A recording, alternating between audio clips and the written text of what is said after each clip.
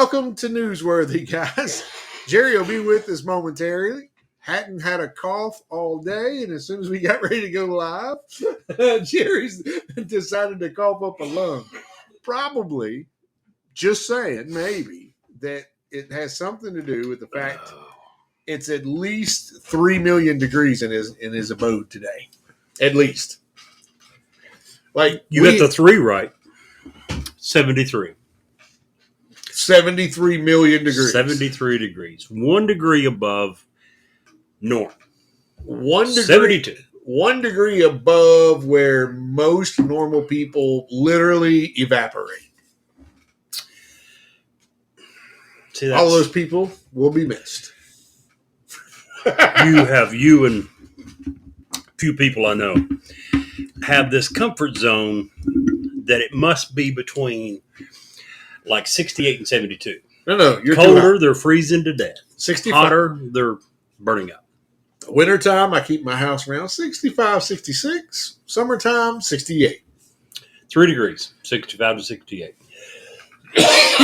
And that's where most people get their best sleep. That's where most people, you're cracking me up. It's where most people. Those 3 degrees? Yeah. No. The cooler you are, the better you sleep. Scientific fact. I agree with that. Yeah. But I'm okay with anything between probably 60 and 76, 77. Yeah. That, sir. 77 degrees, trying to sleep in that is, you might as well put me in an oven. Did you grow up in a house that had AC? No. Neither did I. So in the summertime, what were you sleeping in? In July, it was probably what? Too damn hot. 85 to 88? Too damn hot. And that's when I decided, listen, everybody has their vision of what rich looks like, where you've made it looks like. That's when I decided air conditioning is my vision of what rich looks like. Hello, Double. Welcome to the show. You got to catch Jerry and I. Jerry dying over here, and well, it may be allergies, but literally we sat here the entire time. We had dinner, and not even a small little. What's a mini cough? What would you call that? Like a coughette. A coughette. Now he's just dying. So he's dying to serve our listeners. How about that? You decided it was because it's 73 degrees in the house. It's 173 million degrees in here. Yep. Yeah. Anywho, that's why you're in shorts and I'm in pants. And that's a big difference. You're comfortable. I'm not. When was the last time, question for you, when was the last time that you had heat and AC on in the same day at your house? Yesterday. That's what I figured. Exactly. That's my whole point. I refuse to do that crap. Well, I refuse. I have gotten better. Instead of turning the AC on at night, I do raise the windows. There you go. Yeah. So does Double. She sleeps. She has a fan in her window. But at this time of the year, you open the windows, and it very well may be in the 30s in your room when you wake up. Dude, I have a whole house fan. Like if my heater, which makes it even colder. I know. I have natural heat or natural gas for heat, and anybody who's ever had it knows it's by far the warmest heat out there. I believe maybe propane, but they're very similar. So it will heat up in my house like that, and sometimes too hot. So I got to turn the heat off and then open a window until it cools back down to an appropriate I've literally temperature. seen you before at 70, 71 degrees claim that it's burning up. You're about to melt. So you saying it's too hot? Surely not. Listen, I'm just saying that's what they say. I'm too hot for all this stuff. No, that's not what they said. This is why I have to be on the right path and get to heaven, because I'm done at hell. So. That can't happen. If you say so. Yeah, you be down there like with me chilling, having a mimosa and stuff, and I'd be dying. Anyway, maybe, but I won't have a towel. I promise you that. That I promise. You're funny. You and your towels, or lack thereof. Exactly. So, how was your week? Thereof. My week was very good. Very good. Love this time of the year. We was talking about it before. If I could pick, I would take cold weather over the hot weather. I just cannot stand when it's dripping hot, especially the humidity. It just gets unbearably hot. And I'm certainly glad every year when it begins to cool down.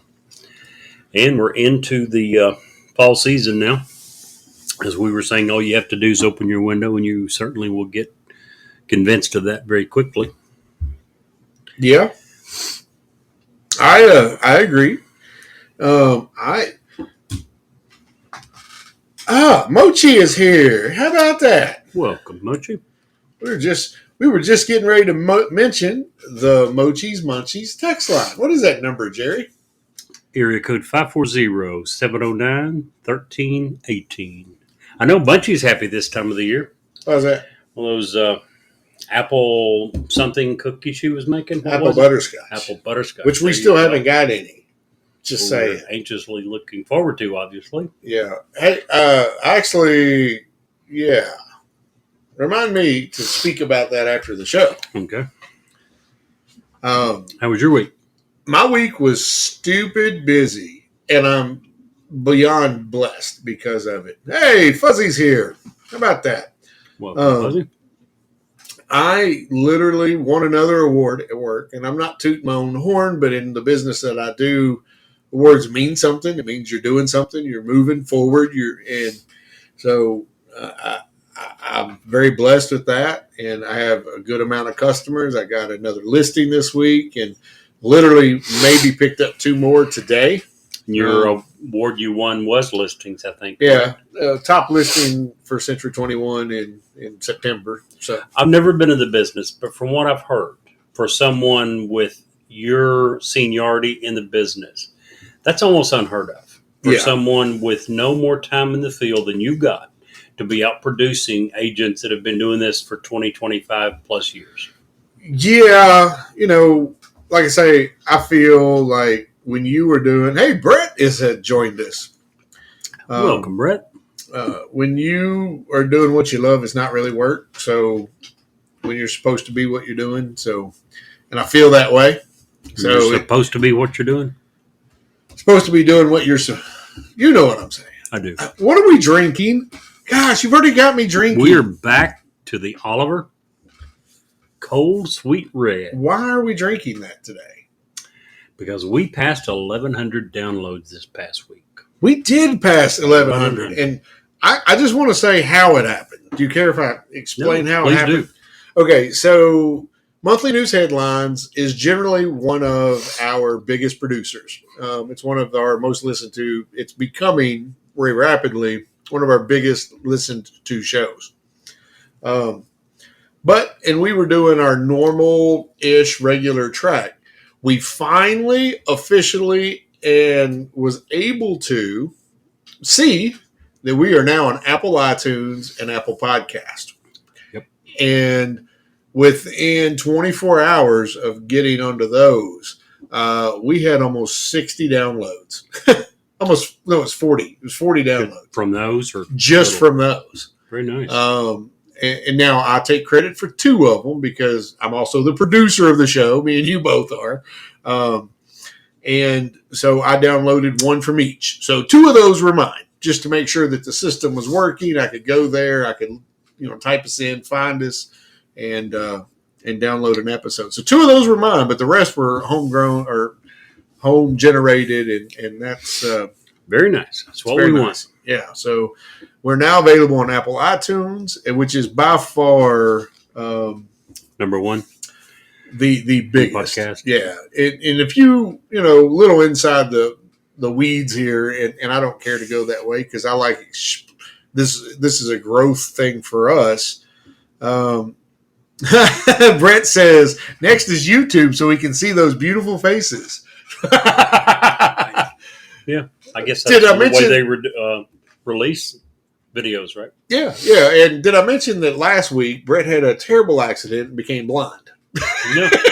He must have if he thinks that face on your head is beautiful.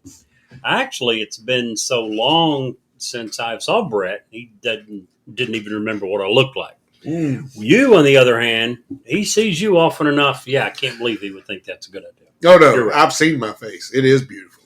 Yeah, but you need I have a beautiful face and beautiful children. You need an update on your glasses. You got half of that. What? You need an update on your glasses. You know, I really do. Oh, my gosh. I really do. It's terrible. Listen, and I'd like feedback from you guys. When I first got glasses, I got my eyeglasses because I had astigmatism. Couldn't hardly see to drive at night. Everything looked all bright, you know. So I went to the doctor. He said, yeah, we'll get you these prescription glasses. They are strictly for your astigmatism. That's all they do. When was that? Like 3 years ago. Before then, I always had above 20/20 vision. Like 20, I don't know, whatever the best number is, I had it. And I asked the doctor, I said, now I've heard rumors, and I've done no research, but I've heard rumors that eyeglasses can actually work against your eyes and help and weaken them. He's like, no, that never happens. That's not how it works. He's the doctor, took his word for it. I've had 2 upgrades since then in 3 years, and I'm ready for another one because fine print is getting fine, too fine for me to read. Maybe some of that has to do with your age, and you're now at the age 29? where that begins to happen. So, yeah, I'm sure that's part of the process. First, you're 29. Remember, I always know how old you are. You're exactly, or almost exactly, 10 years younger than I. So, yeah. You're having an issue with numbers today, aren't you? In a couple of decades. Actually, that's not true. My daughter is, no, we are not doing bifocals. No. I refuse. It's only a matter of time. No. I'll wait till I've caught up with you, then I'll do bifocals. That's what I'll do. Sure. Yeah. So, listen, I've got a daughter that's over 29. Not mentioning names or anything, but, yeah. Anywho. What I was going somewhere with that. Oh, I was going to tell you the exciting news about Mike. Speaking of age. No, I was just going to tell you, Mike is an unheralded contributor to our podcast. Absolutely. He's the biggest one we need to thank for all of the downloads. He's the pilot that flies around the country, lands everywhere all over God's green earth, and downloads us from everywhere. So, well, he's been a pilot for a long time. Yes, he has. And he has recently designed an invisible airplane. Oh, really? Yeah. He wanted me to help him. Yeah. He wanted me to invest in it, but I told him, I had to be honest. I said, I just can't see it taking off. Yeah, I could see where that might be a problem, especially with your poor eyesight. Right? Yep. It would be bad. Yes, it would. Your cat. Pointing in. Yeah, Jerry has a cat. It's not my cat. It's Jerry's cat. It's a neighborhood cat. It's just Jerry's cat. It always comes right in the middle of the podcast. It knows what time it is. I think it likes me because it always comes when I'm here. But it's not Jerry's cat, but Jerry has a food bowl for it, a water bowl for it. So tell them what I don't have. I don't know. A litter box. A towel. I have no litter box and no towel. Please don't stand up again. If you don't have a litter box for the cat, it's not your cat. Please don't stand up again. Speaking of dad jokes, that was probably one of the better ones you've had. Oh, I like thanks. Especially the prelude, and you really roped us in. Good. I won't go through all of that with this one. But did you hear about the guy that had his whole left side cut off? His left side completely cut off. Cut off. No. It's okay. He's all right now.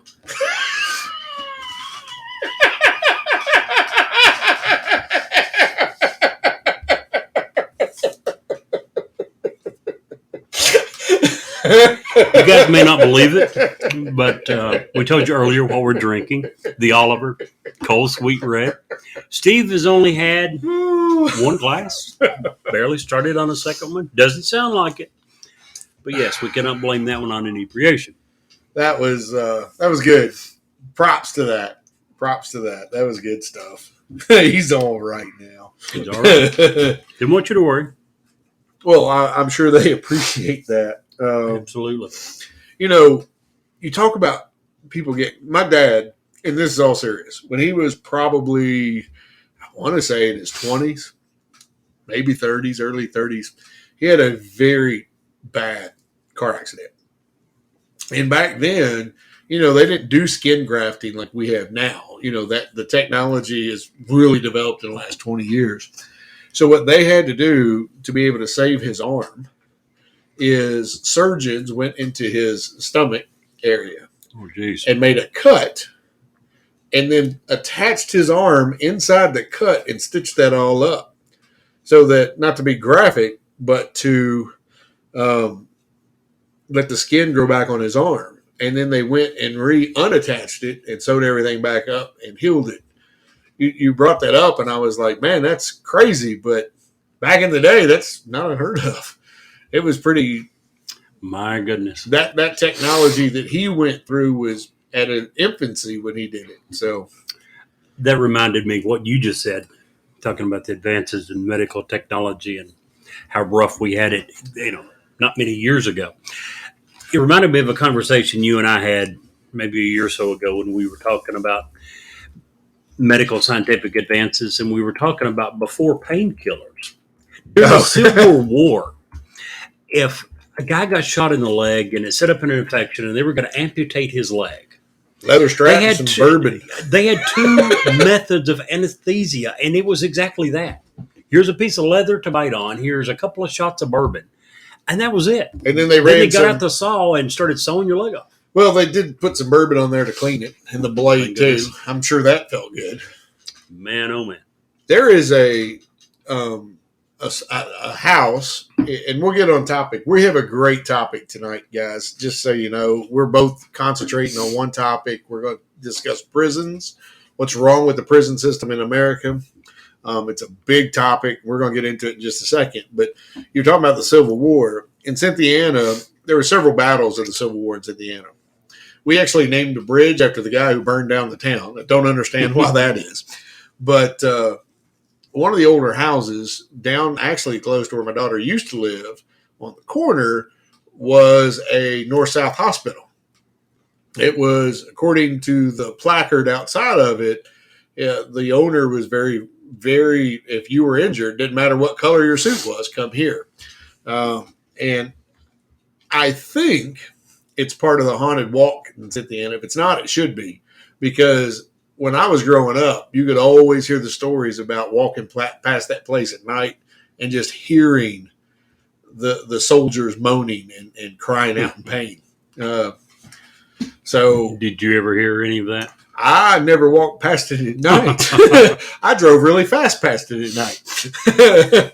But, and I'm sure, even if that's not spectral, a lot of times when you go into paranormal stuff, it's what's called an astro stain, where it's just the misery is so stained in the area, even if the ghost, air quotes, are gone, the darkness is still there. So you're looking at me like I'm an idiot. No. Yeah, you are. Really. I can see it. When we have video, you guys are going to be able to see all these looks Jerry gives me. It's funny, especially when we go into my rabbit hole stuff. He just looks at me and shakes his head like I'm an idiot. In case any of you guys have ever wondered what originally brought on my what the hell, it was some of Steve's rabbit holes. Yeah.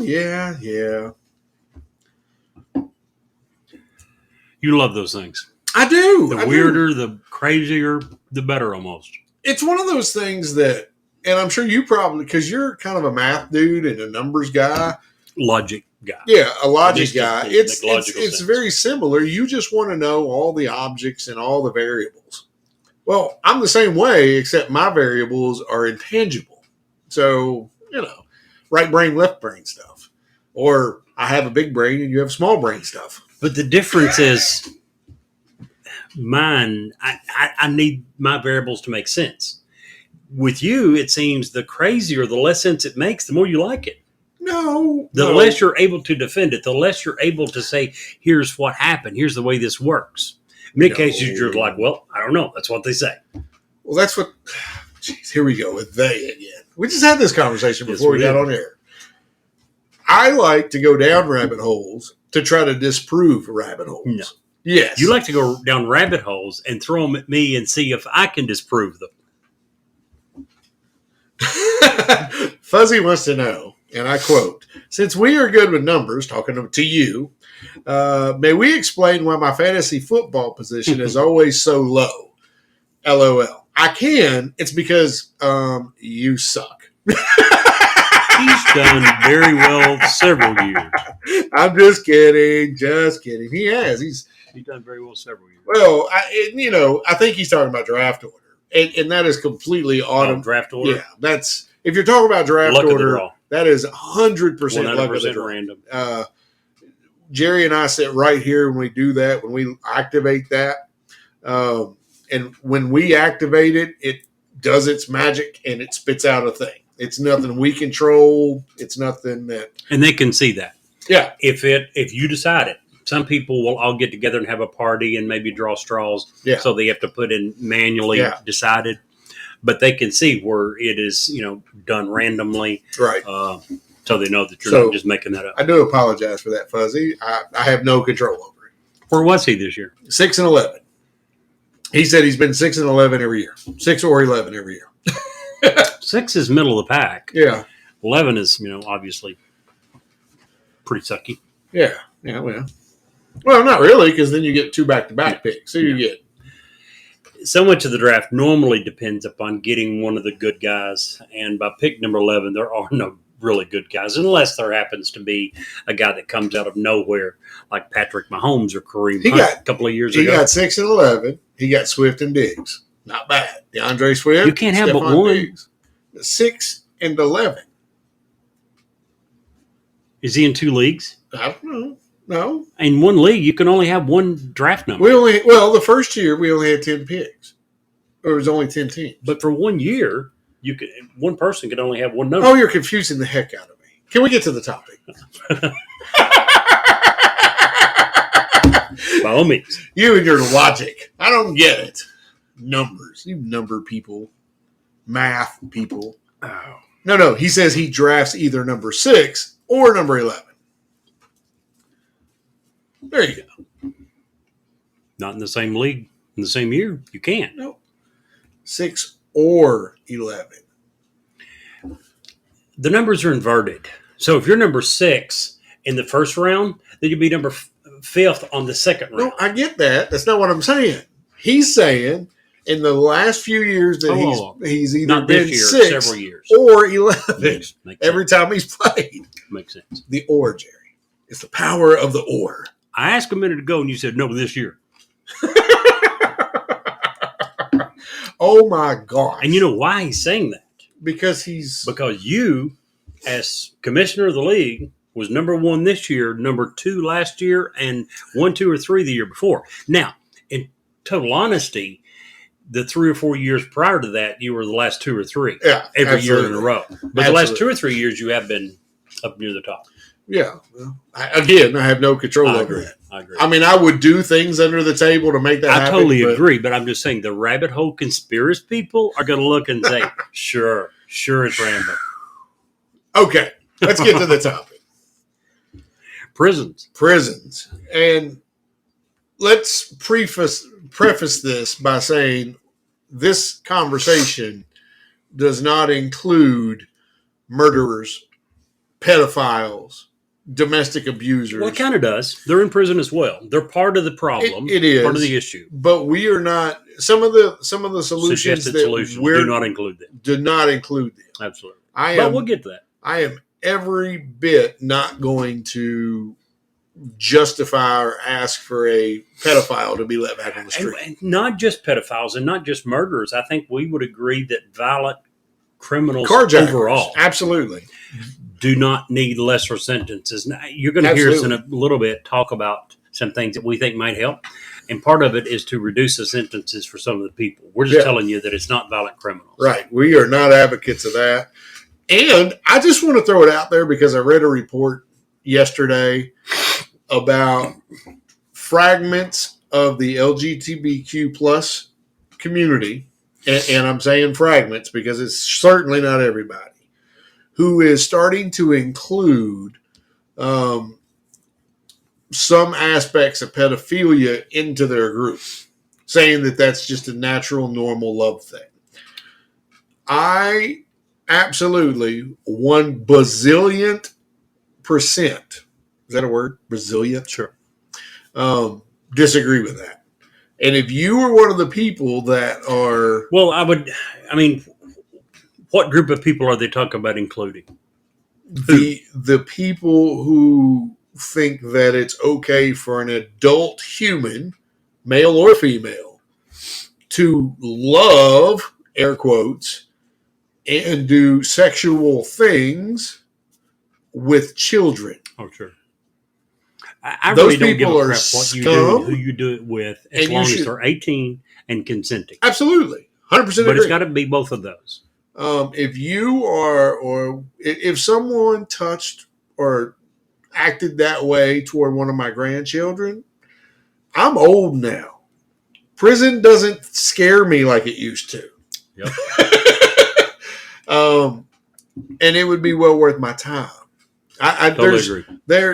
While I don't, again, who you choose to love is your business, unless it's a child. Now, the reason I ask that is this. We have a big problem in this country with old, antiquated, outdated laws that have never been repealed. They're still on the books. Yeah. I remember reading a few years ago about how many states still have a law that prohibits anal.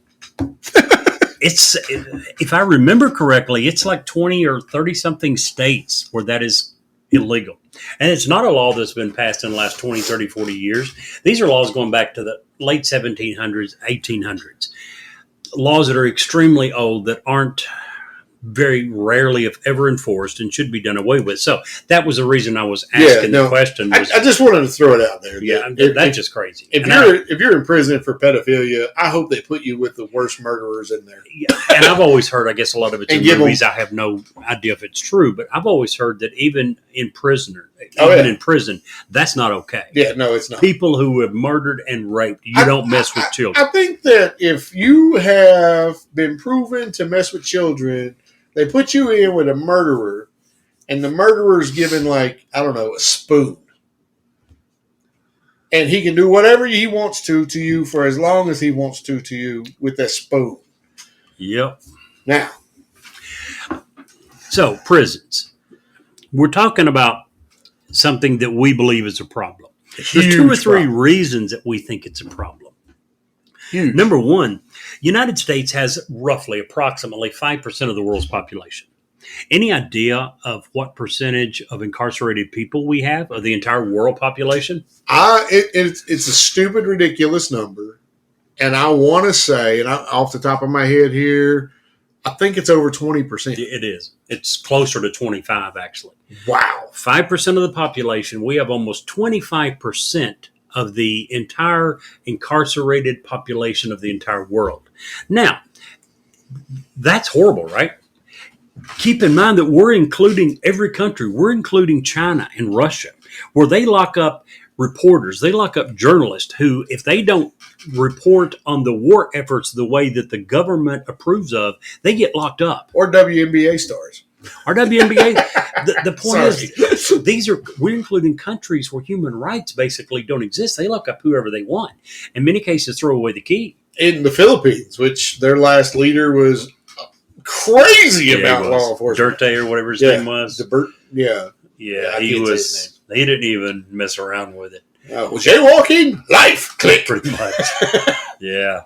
But real quickly, they found out that he was abusing it, and he was going after political rivals of Sure, his. sure. And, As usually happens exactly. with dictators. Yes, absolutely. But so we know that we have a huge portion of the entire world's population of incarcerated people. Almost a quarter of them we have locked up here in the United States. So we probably have one of the safest countries in the world, right? No. Not even close. We have one, as far as first world countries go, we have one of the highest rates of violent crimes that you'll find anywhere in the world. Okay, so we lock up a crap ton of people and keep them locked up for considerable amounts of time. Well, at least, hopefully, we're making a huge impact on those people, right? Oh, well, to look at that, to determine whether or not we're being successful there, you have to look at recidivism rates. And we have one of the highest recidivism rates of any country in the world. You've been practicing, haven't you? What, that word? Yeah. I had to listen to it being pronounced 2 or 3 times. I still can't, so I'm not even going there. 44% of criminals that are released every year are back in the criminal prison system within 1 year.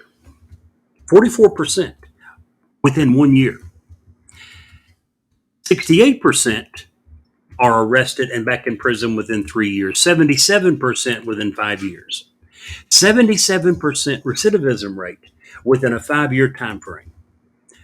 Over 3/4 of everyone that we let out ends up back in prison.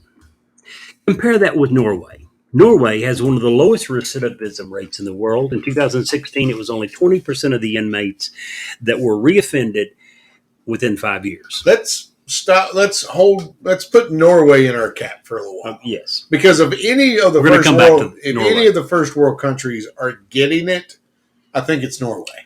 So I've set the stage about how big the problem is, how we can tell. You talk to us some about the problem, where it's coming from. Now, we're going to discuss about 11 different topics as time permits. Some of these topics are way bigger than some of the others. Some of them are very small, but they do contribute to the overall pressure in prison. Right. Okay. Some of them are much bigger, and we really need to drill down, focus, and find out why, how, and what's going on with that.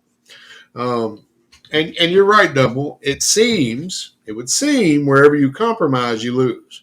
And a lot of that is based on the fact that in America, we feel and that there's 2 ways of looking at prison in the world: punishment and treatment. And rehabilitation. Rehabilitation. One of the 2. And many, many times in America, those 2 cannot coexist, or citizenry thinks that nothing's being done and there's no justice. And I'm using air quotes for justice, okay? And to a certain degree, as we've talked about a little while ago, to a certain degree, that's true. But let's talk about some of the issues. I'm going to cover the smaller ones first and get them out of the way. Okay. Because that way we can spend time on the bigger ones. Sure. Make sense? So some of the smaller reasons that our prison system is terrible here in America. And again, we're just talking about the problems now. We don't condone these. We're not saying yay or nay on these. This is just what it is in the world, okay? And we'll talk about perception here in a second.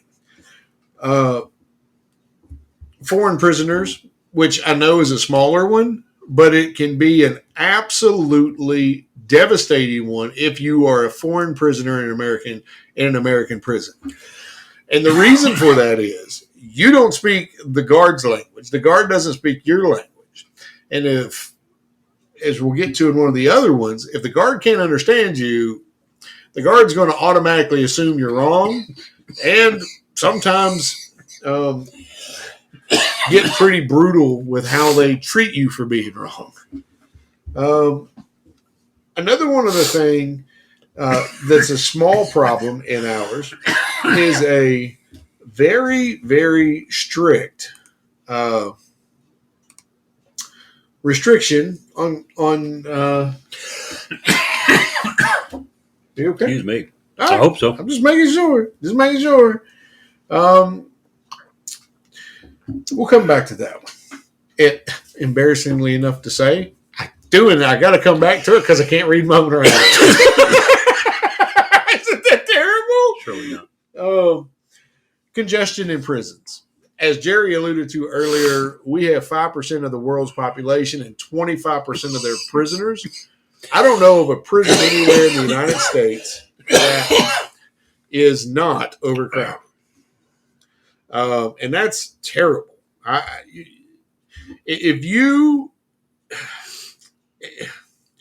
Here's the thing. If you are,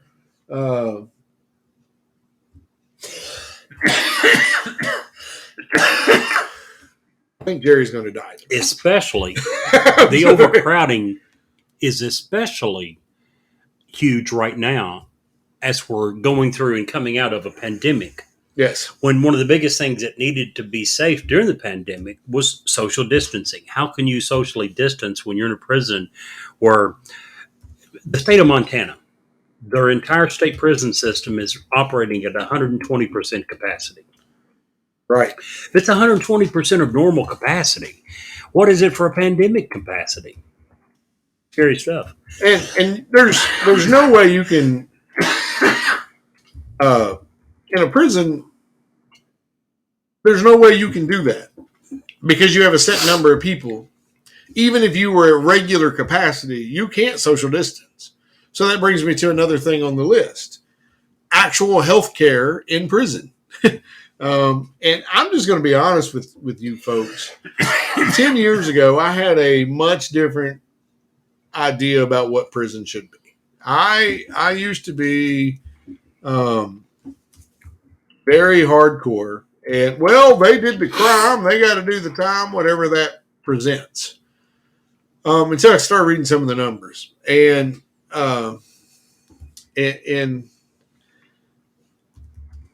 you can't. I'm getting off topic. I don't mean to get off topic. Sorry. So let's get back to the focus of the list because I want to do that.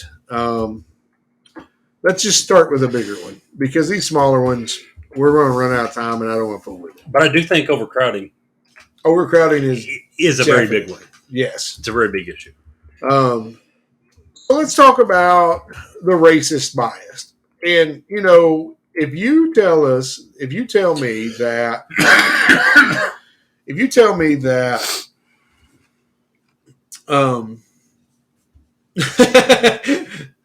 Double says, get some medicine. He's trying. He's got cough drops. He's sucking them down. He's sucking them down like crazy. Allergy medicine every day. Yeah, it's bad. He's trying. I promise. So, anyway. Want some numbers? Yeah, on the racial bias? Let's talk about the racial bias. And then I want to get into why. Okay. Because there's a real hard-driven point to why. Sure. Okay. Absolutely. First of all, I want to go back and mention something that I should have mentioned a long time ago. The prison population exploded starting in the late 70s, early 80s when we began the war on drugs. During Nixon's presidency. Yes. He's the one that declared the war on drugs. In 1980, we had 316,000 people incarcerated in the United States of America. In 2008, 1.6 million. The vast majority of those, the increase was as a result of drug charges, which did a couple of things. Number one, we began to throw a lot more people in prison. We also increased the minimum sentence. So in other words, they were staying longer. More of them were coming and they were staying longer. Since its official beginning in the 1980s, the number of Americans incarcerated for drug offenses has skyrocketed. In 1980, 40,900 people. In 2019, 430,000 alone. In 1 year, almost 500,000 people. Many of these obviously for multi-year sentences. So now let's go back to racial bias. For residents in the United States born in the year 2001, Can I interrupt that for just a second? Because I think on what you just said is a good example of our government tick-tocking both ways too hard. Oh, absolutely. We had the war on drugs from a Republican president because of the blazing 60s. Started with a Republican president. It was continued Oh, with every president. But it started because of the very lax notion of the 60s. Yes. And so we pivoted this way too hard. Our government has done this for years. Sure. And we're going to have probably several examples of that. But I didn't mean to interrupt you. But go no on. problem. The lifetime likelihood of imprisonment for U.S. residents born in 2001. All men, 1 in 9 chance going to prison. If you're a white man, 1 in 17. If you're a black man, 1 in 3. Again, white men, 1 in 17. Black men, 1 in 3. All women, 1 in 56. That's insane. If you're a white woman, it drops to 1 in 111. If you're a black woman, 1 in 18. Now, we know that drug convictions are a huge part of the overall prison population, approximately 50%. We also know, beyond a shadow of a doubt, many studies have shown that roughly the same percentage of white people and black people are using drugs. But yet it's the blacks who go to prison. It's not the white, disproportionately so. At a rate over 5 times, black people are more than 5 times as likely to go to prison for drugs as whites, even though every study says that it's roughly the same percentage of both groups that are using drugs. Sure. Do you think this is, in the racial world that we live in now, which just breaks my heart, first of all. Racism is a taught thing in our country today. Kids aren't born racist. Sure. But do you think that this one statistic is what a lot of people who claim racism, systemic racism, is this the statistic that claim comes from? I think it's one of, and it's one that can't be defended. Right. There is no way to defend this. I agree. There's absolutely no way to defend it and say that it. But there are many more examples too. Many more. When you look at the number of people that are pulled over in traffic stops, it is blacks. I think I've heard are like 6-7 times more likely to be pulled over than a white. There are several different things that go into that. But yes, this is certainly one of the statistics that make people say that we have an endemic racial issue in America. And it's hard to defend it. Well, yeah, I get that. Not something we like to look at, not something that we like to... facts are facts. Facts are facts. But this is not an easy one to know how to deal with and how to figure out. Right. Well, I would like to contribute some of those numbers to a couple of things. Okay. A tribute, not contribute. Yeah, a tribute. There you go. Thank you. The war on poverty is where these numbers started to really spike. When we started, and we've talked about this 100 million times, on air and off air, I think. Or I think on air, but I know for off air.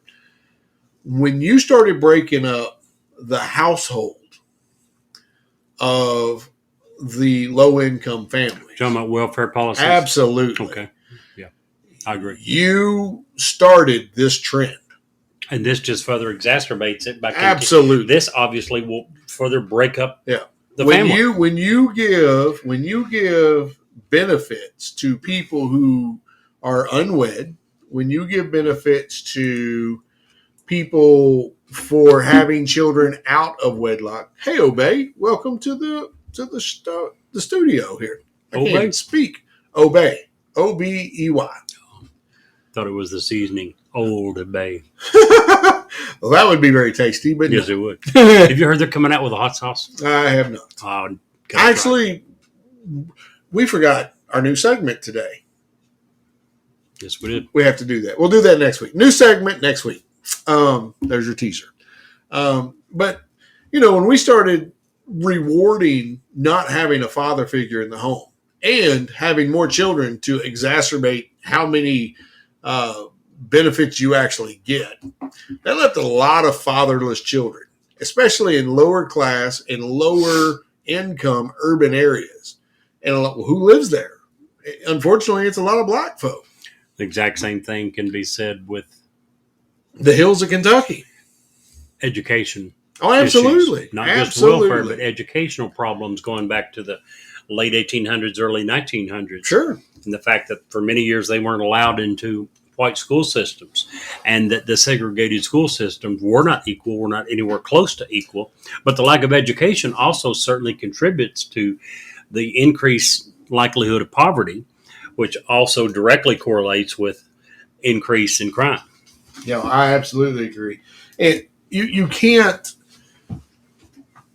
I think that has to do with how many people, the difference in getting pulled over. I think that if a certain number of the population is doing most of the crime, that population group is going to be targeted more by the people who judge the crime. But again, studies show that that group is not doing the majority of the crime. Well, I think that's perception is that they are. Right. And perception, as we noted in media, perception in the real world means a lot. Even it's not just perception, because if you look at statistics, you would say that black people are far more apt to commit crime. When you begin to dig a little deeper, especially when you look at drugs, we know that's just not true. We know absolutely. The number of white people doing drugs is roughly identical to the number of black people doing drugs. When it gets into violent crime, murder, all those things, that's a different scenario. It's hard to compare apples to apples, but with drugs, we can. Yeah. Well, my question would be, is that when we're talking about drugs, is that a percentage based that we're doing the equal amount? Because percentage. It's simply saying so it's that not the same percentage of whites are doing drugs as the same percentage of blacks.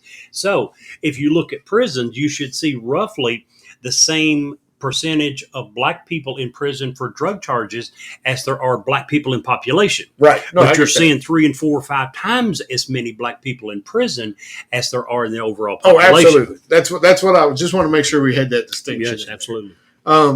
So basically, there is a huge racial disparity in our prison systems.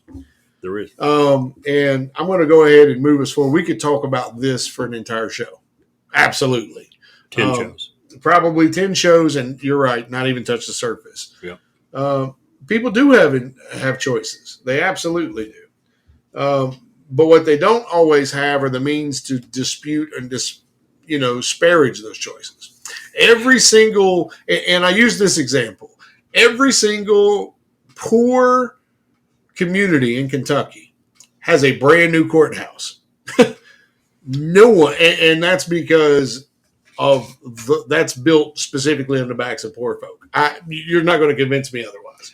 Going along with what you just said, you often hear that justice is colorblind. That's not true. It's really not.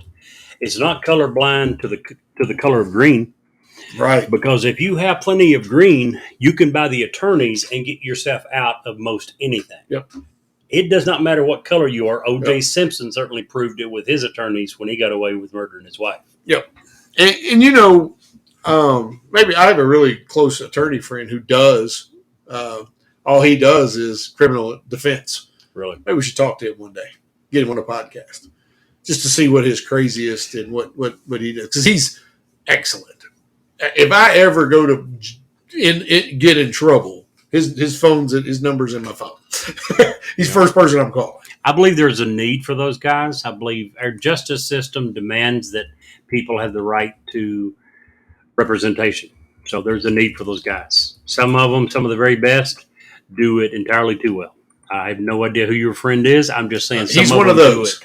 Do it way too well. He's one of those. But anyway, so the racial bias, and we're going to get into drugs in just a second, Double. She's very right. Nobody forces a drug into them. I agree with that. 100%. But why is it that if you're black and you're doing drugs, you're more than 5 times as likely to go to prison for it as the white people who do drugs? And that's the problem. Yeah, that's what we're going to talk about. That's what we're talking about tonight. Mental illness. And I'm sure that you have this stat, and if not, I do. I do not. So mentally ill folks make up in the late 1990s. There were let me back up. Over 1.25 million prisoners suffer from mental torment. Not mental, oh my gosh, I'm sad I'm in prison. Mental torment, depression, schizophrenia, bipolarism, real mental diseases. By the late 1990s, that was 4 times higher. And because of those mental illnesses, untreated, usually led to longer services, meaning they reoffended somehow in prison. Attacked another inmate, attacked a guard, had a miscommunication, did something in prison that made them, unfortunately, stay in prison. In fact, the ACLU recently won a case saying that some types of mental illness and keeping them in general population is recognized now as a practice of torture and has to be stopped on a federal level. And I'm not talking about the people who claim insanity to get out of whatever they're doing. I'm talking about people that have a legitimate, treatable, diagnosable mental illness that's being kept in general population. And regardless of their crime, end up spending way more time than originally sentenced because once in prison, they have no outage, they have no medication, they have no other way to respond and end up doing bad things in prison to have to stay in prison. I'm one of those. Oh, you are? I'm claustrophobic. You are? I cannot imagine if I was put into prison, handcuffed, shackled, small, late bed. I can't imagine. I would go nuts. I would absolutely lose it. I believe that. 100%. And I was saying that sarcastically. I'm not saying that what I have begins to compare with people who have serious mental illness. There are people who, another thing you did mention that goes hand in hand with it, in many cases, these mental issues are what led to the original problem that got them sent to prison to begin with. So it's a lack of dealing with the mental issues on the outside as well as on the inside. As a society, we don't do well at that. We do terrible as a society in dealing with any kind of mental. First of all, in America, there's still a stigma that if you have some sort of mental illness or have to take some sort of medication to balance, that you're less than. Yep. And we have to change that first. And then we can start reaching out because we have not near enough counselors, not near enough psychologists. There's not enough people entering the fields to take care of the people that have a first world driven mental illness. Now, what do you mean by that, Steve? I mean that if you go to Zimbabwe, out in the bush country, you have severe mental illness. But in America, we have other types of mental illness that they don't have, driven from the pressures of our society. Yep. That are untreated. It's why people do some of the weird, unfortunate, permanent things that they do. So my next one is going to be severe restrictions on communications. And this is a smaller one, Jerry. This is the one I couldn't read my handwriting on. I apologize. But family and loved ones of incarcerated people find it very challenging to even visit them. A lot of prisons, when you get put into prison, and we're speaking on federal levels right now, for the most part, if there's not a federal prison next to where you committed your crime, you could be on the other side of the country. Well, if you're on the other side of the country away from all your feet, you only have one or two ways of communicating. You can use a phone. Unfortunately, the prison systems have learned, hey, this is a good way for us to generate revenue. And it's astronomical, the cost associated with making a phone call from prison to a loved one back home. Are you going to get into the for-profit prisons at all? I did not touch in the private sector prisons. I don't think that should be allowed. It should be illegal. There's no way it should be allowed. It's brutal, it's dictator, and you're going to find out in what we're talking about today, a lot of our public prisons are ran the exact same way, for profit. But at least in the public system, there is no incentive for them to cut every corner they can. There is no incentive for them to save every penny that they possibly can. Where in a for-profit system, you've got to answer to a board of directors who's got to answer to the shareholders when you don't meet your profit goals. Right. So yeah, they have huge incentives to want to cut every penny that they possibly can, which, again, a lot of what we're talking about could be fixed if there was some more money put into the system. Yeah. Many places in Texas have already eliminated in-person visits at all, replacing them with video chat services. While I understand you're in prison, a in-person face-to-face with someone that cares about you and that you care about is a very good way of getting you right. Sure. A lot more than looking at a TV screen. And we're going to talk about the major word in a little while, the big H. Yep. And what makes a successful prison or a successful served time versus you're just thrown away and your time's thrown away in just a little while. So having the ability to contact, if you're a father and you have kids on the outside, it's really nice to be able to have a conversation with them. That is a driver to get you back out. Sure. And hopefully get you rehabilitated. Absolutely. So I got what? I've got several left. We're going to talk about contraband really fast. If you pay a guard, you can get things you're not supposed to have in prison pretty easy. Once you've been inside for a while, you know the guards to pay, you know who to contact, and you can get pretty much anything you need in prison.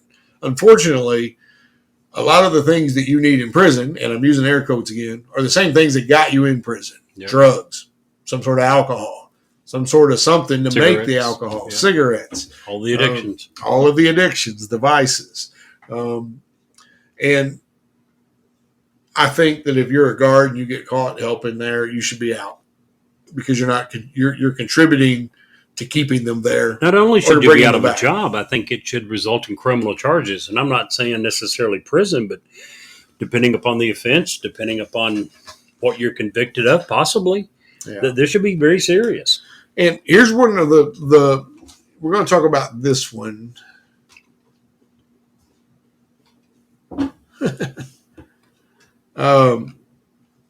Let's talk about this one because this is a perfect example. And I'm basing these stats and the things that I have here. These are based out of a study from Massachusetts University, just to give them proper credit, .org. So this is a twofer, okay? The one on one side is you have officer safety. In typical prison settings today in America, because of overcrowding, there's almost 50 to 75 inmates to every one guard inside the walls. So that's scary. That's very scary. If you have 50 to 75 folks, you can be overwhelmed and overpowered very quickly, which is why they don't allow, most prisons no longer allow firearms inside areas accessible by the inmates. You still have the guard towers and the guard wall. Those are all live ammo sniper rifles. But for the most part, you have pepper spray and you have stun guns. That's it inside the walls. So that's very scary for the people trying to keep the people in prison. However, it becomes more scary when we flip it over to the other side of this, which is the stupid, harsh, and brutal treatment of inmates by said guards. And I don't know which, this is kind of a chicken and an egg thing. Yep. Is the brutal treatment because the prisoners treat them bad or vice versa? And we can sit here and argue about and debate that till the cows come home. My son was a former corrections officer. And I often had to remind him and bring him back to earth that, hey, these are people. He would want to talk about how he had to slam somebody down because they wouldn't listen or they wouldn't do this. And I'm like, that's still a person. And me and him would go round and round. He probably didn't like my answers much because he was in corrections. And until reading that how outnumbered they were, I kind of thought that was a bit harsh. But if you don't, and I see their point, if you don't present power, strength, that's not going to go well in a prison setting. You know, it really isn't. If you're perceived as a weak link, they're gonna use every opportunity to go around to push out, try to push your buttons, or corrupt you to bring it in contraband. But you have to treat people as people, and that goes for the prisoners toward the guards. Hey, the guards didn't put you in prison; you did. But the guards also have to be able to make any headway, in my opinion. The guards have to show respect to the prisoners as well. We also, somewhere along the line, we have to remember who's being paid to be the good guys. Right. Prisoners are the bad guys. We know that going into it. Are some of them very, very, very deserving of being in prison? Absolutely. Yes. Are they, just because they're there, suddenly going to become model citizens? No. They're going to do some crazy bad stuff. But dropping to their level and doing bad stuff back doesn't help the overall situation. No. It really doesn't. All it's doing is, like you said, it becomes a matter of which comes first, the chicken or the egg. And after long enough, you really can't tell which. The difference. Except one has a badge and one doesn't. Yeah, one can get away with it and one can't. That's really unfortunate. As we saw in that video from here in Kentucky, with police officers starting that process of beating people before they even get them in the car. We have to be better. Yep. The people we hire have to be better. Very true. Where was it within the last couple of weeks? A cop was on patrol. He saw a young guy sitting in a McDonald's parking lot eating. He thought it was someone that he had attempted to pull over the previous day or two, and they ran from him. He went up to the door, jerked the door open, ordered the guy out of the car. The car was running, put it in gear, and attempted to take off. There was video with the chest-mounted camera. It happened so quickly, it wasn't even obvious if the guy in the car knew it was a policeman ordering him out of the car. He did not identify as a policeman. He jerked the door open and said, "Get out of the car." He puts it in drive, starts to drive. The cop pulls his weapon, fires 5 times before I think the car moves. It's in gear. The brake lights are on. He fires 5 times. The car begins to move. He fires 5 more times. The last I heard, the young man is in the hospital in critical condition, and the officer, 5 months on the police force, had been fired somewhere out west. I don't remember where, but yeah, judgment. We've got to have police officers and guards in prison who has good judgment. Now, correct me if I'm wrong. How is an officer been on duty for only 5 months, even alone at that point? Yeah. In this particular, if you are a fry cook at McDonald's, and first of all, if you give me fresh fries, you are my best friend. But if you are a fry cook at McDonald's, that's one thing. You can learn, you can train. Hey, I hit this button. When the button goes off, I pull the fries out, I salt them, I put them up where they're supposed to go, and good. You can learn that in a couple of days. Sure. You can't learn all the nuances and the instincts of being a police officer in 5 months where you should be cut loose doing anything but ticket duty, walking up and down the streets, chalking car tires. I agree. That's insane to me. And they're going to come back and say it's budgetary. We got time for a short story. I promise I'll keep it short. No, we got all kinds of time. When I was in Virginia, spent almost 20 years there. Yes. This is our podcast. There you go. We can take all the time we want. I had a customer that I got to be good friends with, and he was retired fish and game wildlife officer. And I remember, this is going back 10 or 15 years, and it was back when the police shootings were beginning to hit the news, it seems like constantly. And I remember he and I having a conversation one day, and he, in fact, was a retired police officer. They are a law enforcement officer. They have the power of arrest. He told me, he said, when he began, and this was in Virginia, I have no idea if that was the rule here, but he said when he began, the policy was that the first year that they were in the field, they were not allowed to carry a gun. He said, and think about what we did. Think about the people we interacted with. Almost everyone I met had a gun. When you're out in the woods you're dealing with fishermen and hunters, they are all armed. Right. Every one of them are armed. Very few fishermen might not be. They are armed. It's not a matter of if they're armed. He said most officers, when they are out on the streets, they wonder, is this guy armed? Yeah. He said, I didn't wonder. I knew they were armed. Yeah. The first year, they were not allowed to carry a weapon. It makes you interact a whole lot differently. He said, you know what? It made us learn how to talk to people. We didn't talk down to people. We learned how to diffuse a situation with language instead of walking up being Mr. Billy Joe Badass because we had a gun and the right to use it. We learned in the first year, I don't have a gun. He does. I better learn how to talk decent to these people. Sure. Treat them like a human being. Sure. It's kind of like if you want to, what somebody, I forget who it was, that said, if you want to get rid of head injuries in football, make them stop wearing helmets. Yeah. That was this guy's, his name was Jim. That was his solution to our problems with police.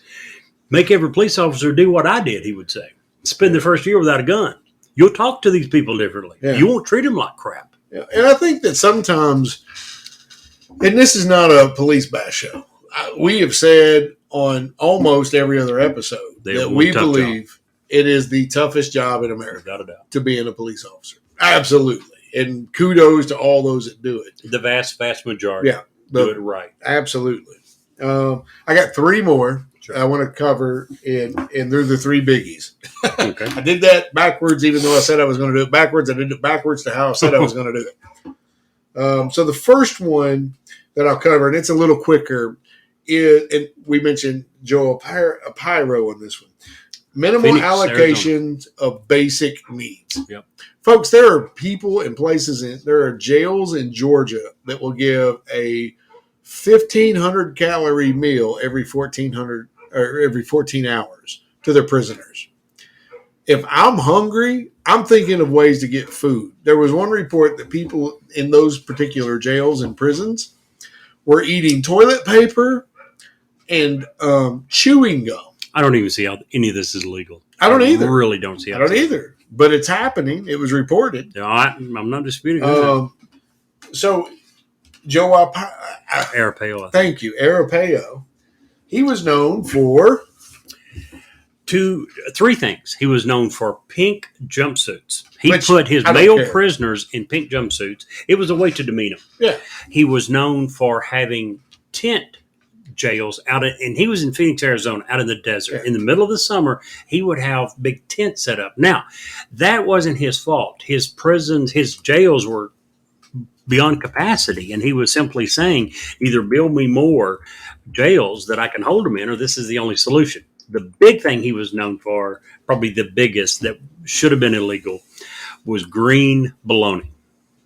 He would feed them bologna sandwiches with bologna that was so close to being outright moldy, it was green in color, greenish in color. And I don't care if you were in custody. It's our job as a society, a first world society, to make sure you're fed. Yes. Even if you're on death row. I'm sorry. At least you're going to get a meal. This might play into that. A couple more facts real quick. Sure. There's a huge difference between states as far as how much money they spend. Now, the average is around $33,000 in 2015. The federal prison average in 2020 was $39,000. So real close as far as the state average and federal average, real close. In 2015, as I said, there's a huge difference from state to state. New York spent an average of $69,000 per inmate. Holy buckets. Kentucky, $16,000. Oh. I don't have Georgia. Alabama was $14,000. Now, the difference between green bologna and bologna colored, the right color, might fall somewhere between $14,000 a year per inmate and $69,000. Oh, I'd tell you, yeah. I'm sure part of it's money that's being allocated. Yeah. And when you're able to cut somewhere, the thought from Washington, the thought from your capital of your state is, they're prisoners. Nobody's going to care if we cut their budgets until someone escapes. Or dies from malnutrition or whatever. So the next one, these next two for me are the two that changed my entire viewpoint on prisons. Okay. And I'm just going to be blunt. The first one is addictions and the lack of proper treatment for the addicted. If you come from the perspective that prison is only punishment, then we're doing it right. But once you start realizing what's the R word, Jerry? I'm not going to try it. The R word? Yeah.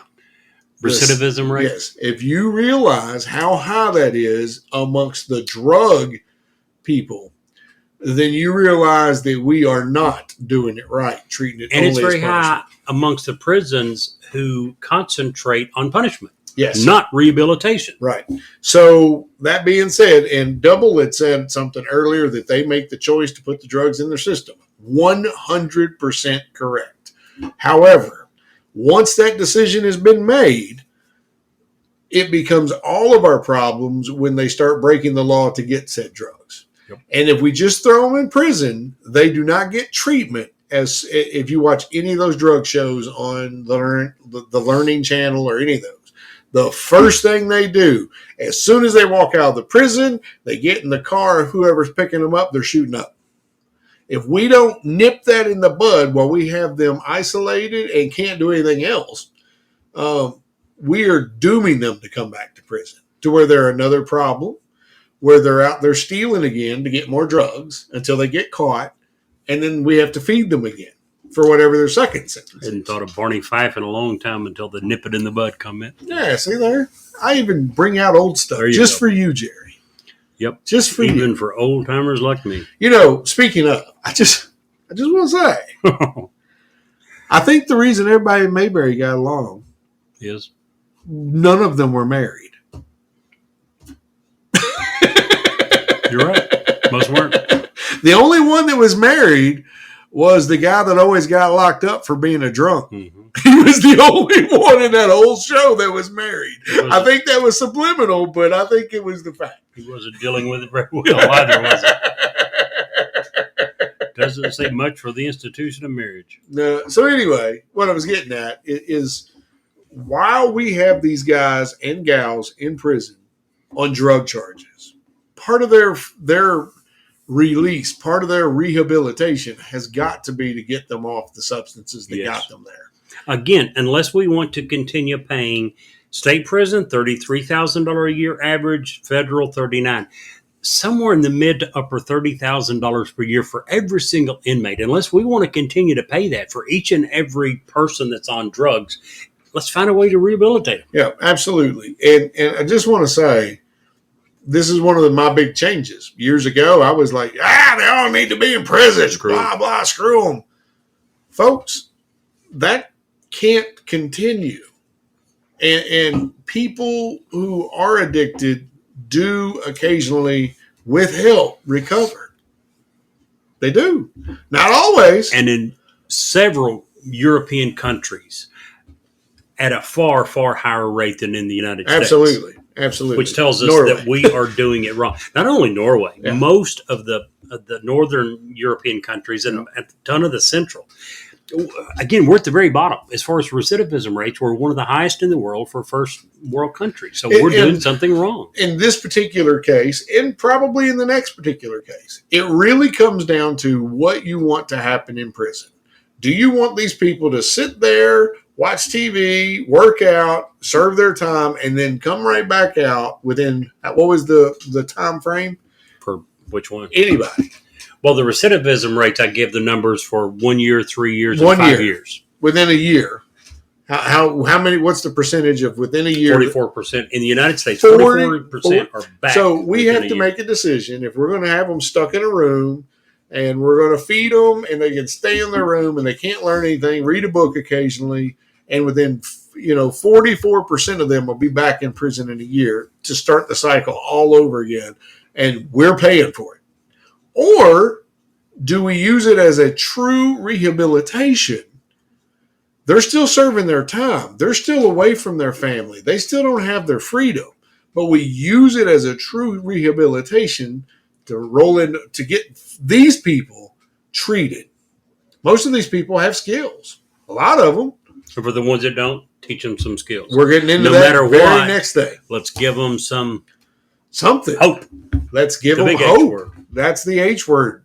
You know, in the punishment system, there's not a lot of hope because you're going to go to prison. When you get out of prison, you're coming out with a felony. You have a felony, you don't qualify for things that can make your life better. Most jobs. You can maybe work 4 or 5 part-time jobs. You can maybe do a construction job, which we need construction workers. But then you're going to be looked down on and you're never going to climb the ranks in the construction company.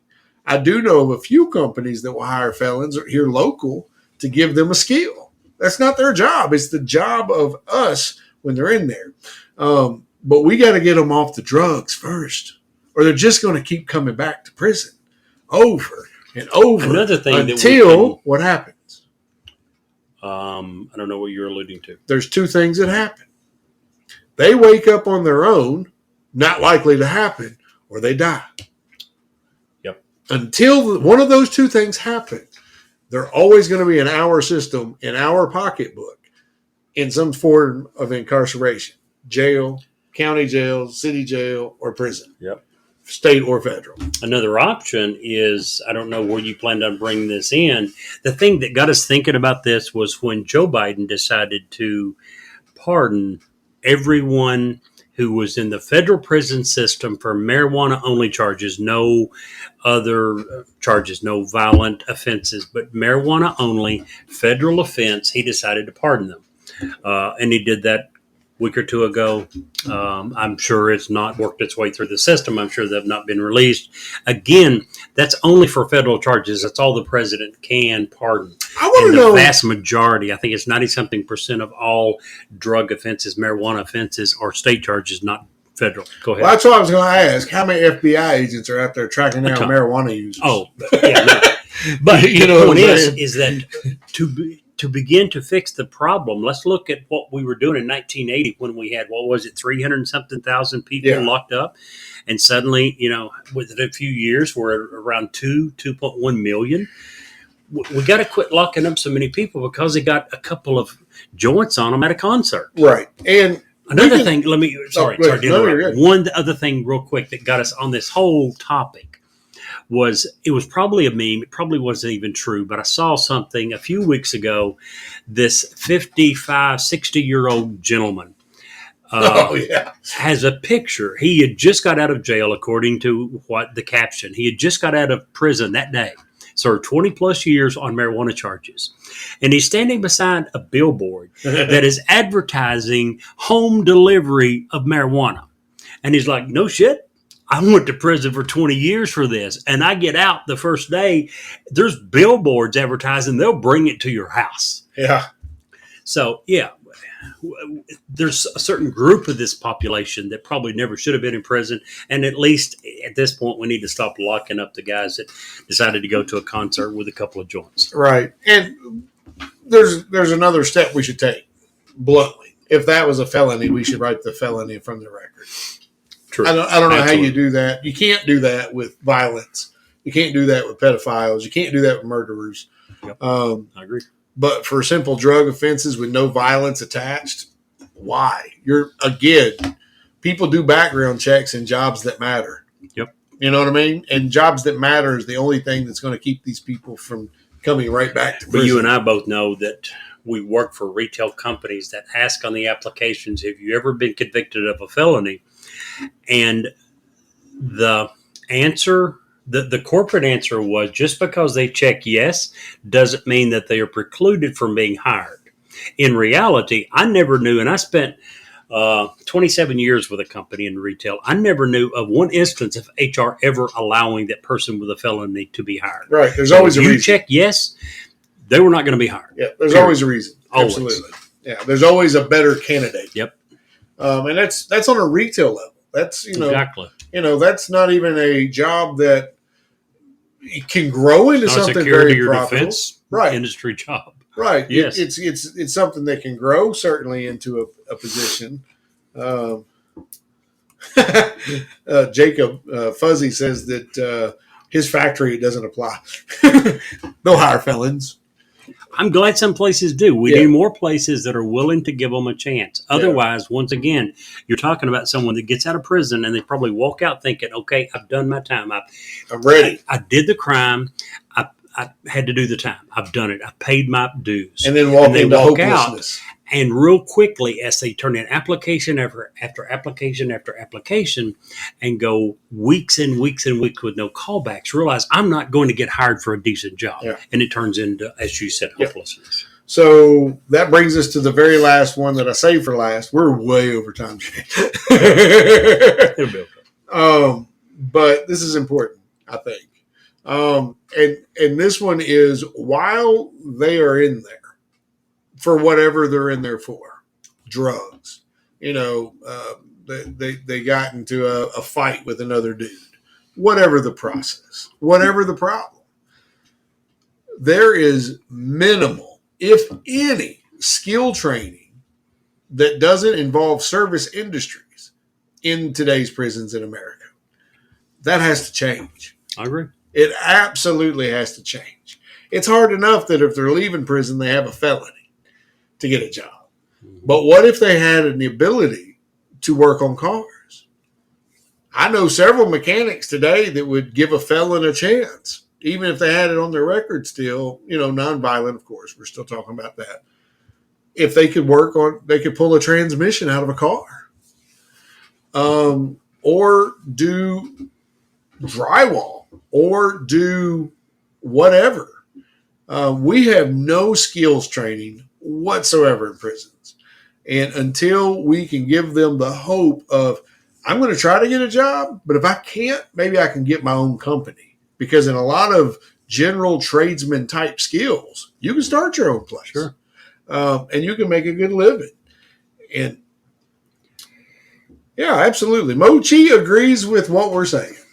I knew that girl. Good. I knew that person was smart. There you go. I knew Absolutely. She's a good baker, and she's smart. Needs to work on her fantasy football, but she got the rest figured out. Her husband will help her. Yeah. You shouldn't say that. Because he's losing too. No, he's not. Oh, wait, you are. That's right. My bad. I suck this year. So anyway, that's the biggest thing that we want to do and see change. Yes. It goes a long way to creating a hopeful environment. All right, I'm here. I've done what I had to do. I messed up. I've created a problem in my life, and I'm in prison. But how can I fix it when I get out? As it is right now, there's no hope. We just don't have it. How could they? They're going right back out with no skills. They have a felony now, and they're not getting out. And it becomes a very serious cycle, whether it's drug addiction, whether it's theft, whether it's whatever. And again, we're probably not going to go into it. We're not going to have the time. But if you want to look and see what some other countries are doing, look at that's Norway. working. Look at Norway, Denmark, Germany. Several of them have far better success rates than the United States. And there's 2 or 3 numbers you look at to determine that. One is recidivism rate. Number 2 is overall violent crime rate. So for countries that have lower crime rates in the United States, lower percentage of their population locked up, lower recidivism rates, they're doing something better than we are. Absolutely. We need to start going to some of these countries that we know it's doing it better than us and say, hey, here's what we're doing. Let's take a look at what you're doing. We've got to change something because what we're doing is not working. Best practices. We used to use it all the time in It's retail. not just retail. It's every industry. Who's successful, everything. you'll find that they do that. Yeah. So we need to start doing that in the United States. Yeah, absolutely. We'd be remiss not to say that the elections are coming up. Please become informed. Make good choices when you vote. Yes, in don't November. just pull a lever. Oh my gosh. That's one of the biggest problems in this country, I think. It's not the politicians are the cause of it, But we are the ones who go back to the polls every 2 to 4 years and reelect the same guys doing the same crap. I'm going to put out a challenge to Andy Barr again to come onto our program. And I pick on Andy a lot because we've met Andy. We used to really like him. We used to really like him, and he has since become that, quote, politician. And I don't know that I can vote for Andy Barr in this coming election. And he's going to be in a tight election. So I can't throw my support behind somebody I can't throw my support behind fully, you know. So become educated, make a good vote. And Jerry, if you can't see the light, be the light. That's right. We'll talk to you guys later. Till next time. Be safe.